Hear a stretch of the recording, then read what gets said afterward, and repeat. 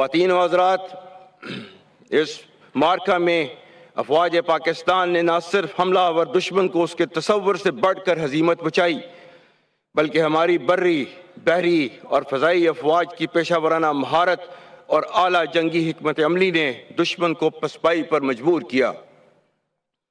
Chief of air staff کی قائدانہ سربراہی میں دشمن کی عددی لحاظ سے بڑی فضائیہ کا غرور خاک میں ملانے میں ہمارے شیر دل شاہینوں نے دور حاضر کی سب سے طویل اور نتیجہ خیز فضائی جنگ کی منفرد مثال قائم کی۔ دشمن کے نہ صرف کئی جدید جنگی جہاز زمین بوس کیے، بلکہ بے شمار عسکری تنصیبات کو تباہ کیا اور دشمن کے جنگی طیاروں کو زمین تک محدود کر دیا۔ اسی طرح چیف آف نیول اسٹاف کی پیشہ ورانہ رہنمائی میں پاکستان کی بحری سرحدوں پر ہمہ وقت نگرانی اور مستعد دفاع نے دشمن کے بحری بیڑوں کو پاکستانی حدود سے سینکڑوں میل دور روکے رکھا۔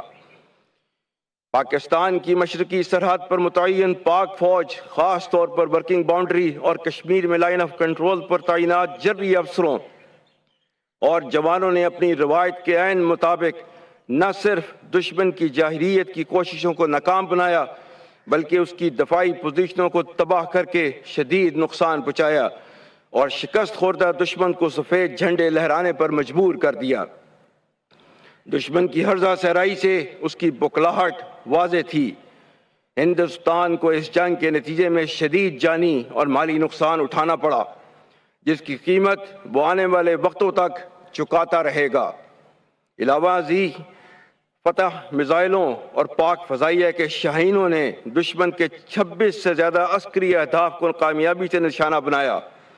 افواج پاکستان کی ان تمام بیان کردہ صلاحیتوں نے یہ ثابت کر دکھایا کہ ہم نے روندا ہے بیابانوں کو، صحراؤں کو۔ ہم جو بڑھتے ہیں تو بڑھتے ہی چلے جاتے ہیں۔ ہم سے واقف ہیں یہ دریا، یہ سمندر، یہ پہاڑ۔ ہم نئے رنگ سے تاریخ کو دہراتے ہیں۔ اسی ولولے، دفاعی صلاحیت اور قومی عزم کو دیکھتے ہوئے ہندوستان نے جنگ بندی کی خواہش کا اظہار عالمی اور دیگر بیرونی قوتوں سے کیا۔ شکست خوردہ ہندوستان نے امریکہ کی سیاسی قیادت کے ذریعے ثالثی کی پیشکش کی، جسے پاکستان نے خطے کے وسیع تر امن کی خاطر قبول کیا۔ معزز حاضرین، الحمدللہ آج پاکستان کا دفاع کسی بھی بیرونی جارحیت کے خلاف مکمل طور پر ناقابل تسخیر ہے۔ ہم خطے میں طاقت کے توازن اور اپنے مؤثر دفاعی ڈیٹرنس کو قائم رکھنے پر سختی سے کاربند ہیں۔ ہماری عسکری حکمت عملی کا محور جارحیت نہیں بلکہ امن کا تحفظ ہے، اور امن قائم رکھنے کے لیے ہمہ وقت جنگ کے لیے تیار رہنا لازم ہے۔ ہمارے دشمن یہ جان لیں کہ پاکستان کے خلاف آئندہ کسی بھی مہم جوئی کی کوشش کی گئی تو اس بار جنگ کے اثرات محدود نہیں بلکہ انتہائی وسیع، خطرناک، دور رس اور تکلیف دہ ہوں گے۔ روایتی جنگیں اب ماضی کا قرینہ بن چکی ہیں۔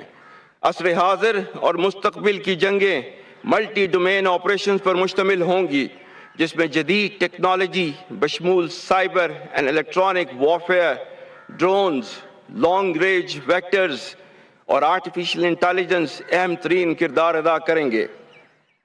ان سب امور کے پیش نظر اور معرکہ حق کے تجربات کی روشنی میں افواج پاکستان کو ملٹی ڈومین آپریشن سے مزید ہم آہنگ کرنے کے لیے ڈیفنس فورسز ہیڈ کوارٹرز قائم کر دیا گیا ہے۔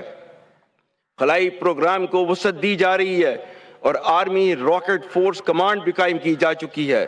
پاک بحریہ میں ہنگور کلاس آبدوز کی شمولیت پاک فضائیہ کے لیے جدید ترین جنگی جہازوں کا حصول اور فتح میزائل سیریز اسی عزم کے تسلسل کی چند ایک مثالیں ہیں۔ دفاعی تیاری کے یہ سفر صرف نئے ہتھیار خریدنے تک کا نہیں بلکہ نئی سوچ، تربیت اور تحقیق سے بھی ہے۔ معزز حاضرین، معرکہ حق میں مثالی فتح نے ہماری خارجہ پالیسی اور سفارتی اہمیت پر براہ راست مثبت اثرات مرتب کیے۔ اقوام عالم نے اس بات کو تسلیم کیا کہ اس خطے میں پاکستان ایک ناقابل فراموش حقیقت اور ناقابل تسخیر طاقت ہے۔ گزشتہ سال کے دوران پاکستان کے قومی وقار میں بے مثال اضافہ ہوا، جس کا اعتراف پوری دنیا کر رہی ہے۔ الحمدللہ آج عالمی ایوانوں اور بین الاقوامی مجالس میں ہماری قیادت کو عزت و تکریم کی نظر سے دیکھا جا رہا ہے۔ آج دنیا میں ہمارے دوستوں کی تعداد ماضی کے تمام ادوار سے کہیں زیادہ ہے۔